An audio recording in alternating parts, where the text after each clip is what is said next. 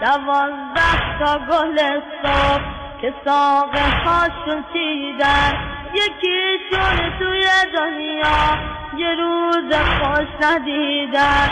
خدا چه مهربونه، همه چیزا میدونه، مسیحیتش همین بود یکی زنده بمونه، که مسیحیتش همین بود یکی زنده بمونه.